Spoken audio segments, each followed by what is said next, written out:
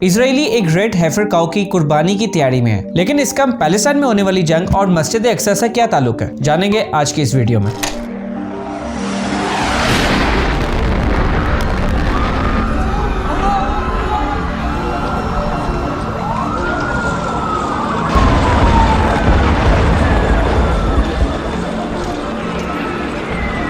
Israel के Gaza पर हमले के 100वें दिन पे हमास के स्पोक्सपर्सन अबू उबैदा ने एक वीडियो जारी की, जिसमें उन्होंने इसराइल के फलस्तीन पर कब्जे के मुतालिक बात की और इसराइल को ब्लेम किया कि वो इस होली लैंड पे रेड काउज लेके आ रहे हैं। अबू उबैदा ने इस बात से इसराइल के कई राइट विंग ग्रुप्स की तरफ इशारा किया, जो इस बात पे यकीन रखते हैं कि मस्जिद अक्सा को गिराकर उसकी जगह एक थर्ड टेंपल बनाने के लिए एक रेड हेफर की कुर्बानी जरूरी है। कहने को तो ये बस एक कॉन्स्पिरेसी थ्योरी लगती है, लेकिन एक political Israeli group temple institute ने टेक्सास से 5 रेड हेफर्स को $5 लाख की कीमत पर खरीदकर ऑलरेडी इंपोर्ट कर लिया था और ये रेड हेफर्स 2022 से ऑक्युपाइड वेस्ट बैंक में किब्बत्स में पल रहे हैं, जहां की रिपोर्ट्स के मुताबिक उनका इन रेड हेफर्स की कुर्बानी का इरादा अप्रैल 2024 तक है। रेड हेफर की कुर्बानी का जिक्र तौरात और तलमुद में भी है। तौरात वो आसमानी किताब है जो कि हजरत मूसा अलैहिस्सलाम पर नाजिल हुई थी, और तलमुद वो किताब है which is the basis and foundation for Jewish law. जैसे तौरात में जूस को रेड काऊ की कुर्बानी का कहा गया है, वैसे ही कुरान में भी हजरत मूसा अलैहिस्सलाम की कहानी बताई गई है, जिसमें उनकी कौम को एक गाय को ज़िबा करने के लिए बोला गया था। जूस की अपनी होली बुक्स के अकॉर्डिंग ये रिचुअल जूस को प्यूरिफाई करने के लिए जरूरी है,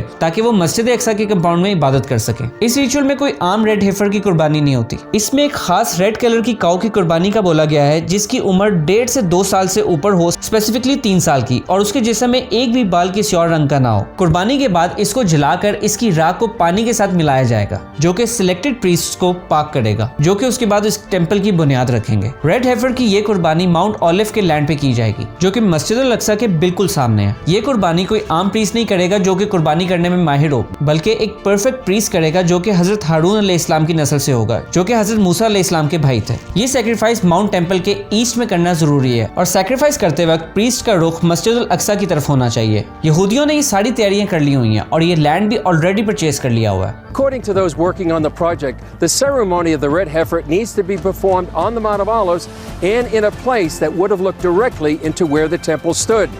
The land I'm standing on, bought 12 years ago, fits both of those standards. It's had to be exactly at the front, a place that the priest that made this ceremony can see the holy of the holy place. Rabbi Yitzhak Mamo owns the land here on the Mount of Olives. And we hope that in a year and a half from today, we can make here in this area the ceremony of the red heifer. That actually will be the first step to the temple. Mamo says the ceremony needs priests who have not been defiled by touching anything dead. The Temple Institute actually have 9 pure priests, and they are pure, and they are waiting. So we have the priest, we have the red heifer, we have the land, and we have everything ready. We just need to wait another 1.5 years. 1967 में जब east Jerusalem पे कब्जा किया गया, right wing Zionist ने मस्जिद अक्सा की जगह थर्ड टेंपल बनाने का इरादा कर लिया। पहले ये प्लान सिर्फ कुछ ग्रुप्स जैसे टेंपल इंस्टीट्यूट जैसी ऑर्गेनाइजेशंस का मकसद था, लेकिन अब कुछ सालों से जब से सेटलमेंट्स के कुछ ग्रुप्स रेगुलरली मुसलमान कंपाउंड पर हमला कर रहे हैं और इन्हें मुख्तलिफ पॉलिटिकल लीडर्स और कमेंटेटर्स का सपोर्ट मिल रहा है, यहूदियों का ये मकसद मेन स्ट्रीम मीडिया पे सबके सामने ओपन है। टेंपल इंस्टीट्यूशन अपने मकसद को लेके इतना सीरियस है कि उसने टेंपल को बनाने के लिए ब्लूप्रिंट्स भी सबमिट करवा दिए हैं, एंड मुख्तलिफ कंस्ट्रक्शन मटेरियल्स और ऑर्नामेंट्स ऑलरेडी तैयार कर लिए गए हैं। पिछले साल रमजान में एक टेंपल मूवमेंट एक्टिविस्ट को गिरफ्तार भी किया गया था, जब उसने और कुछ यहूदी एक्सट्रीमिस्ट ने मस्जिद अक्सा के कंपाउंड में एक कुर्बानी के रिचुअल के लिए एक बकरी लेकर आने की कोशिश की थी। एक इंपॉर्टेंट बात यह है कि मस्जिद अक्सा के नीचे काफी अरसे से इजरायलियों की तरफ से आर्कियोलॉजिकल एक्सकवेशंस हो रही हैं। काफी लोग कहते हैं कि ये खुदाई इनके एक बहुत बड़े डेंजरस एजेंडे का हिस्सा है, ताकि मस्जिद अक्सा की फाउंडेशन को वीक किया जा सके। There have been reports of growing cracks in the foundation, walls and ceiling of मस्जिद अक्सा, और इनको रिपेयर करने के लिए जब भी कोशिश की गई है तो इजरायली गवर्नमेंट की तरफ से हमेशा रिजेक्शन हुई है। पिछले साल 2023 में मस्जिद अक्सा के नीचे खुदाई का प्रोसेस इस हद तक जा पहुंचा जो आज से पहले कभी नहीं देखा गया, और कोई 1 साल पहले मई 2023 में नेतन्याहू की कैबिनेट ने मस्जिद अक्सा के कंपाउंड के बिल्कुल नीचे एक मीटिंग भी रखी थी। अगर आप अब भी कन्विंस नहीं हुए कि यहूदी मस्जिद अक्सा को गिरा के अपना टेंपल बनाने की कोशिश में है, तो आप इस पर्पस स्टेटमेंट को देखें जो कि उनकी अपनी वेबसाइट पे लिखी हुई है। This means temple mount rightly belongs to the Jews.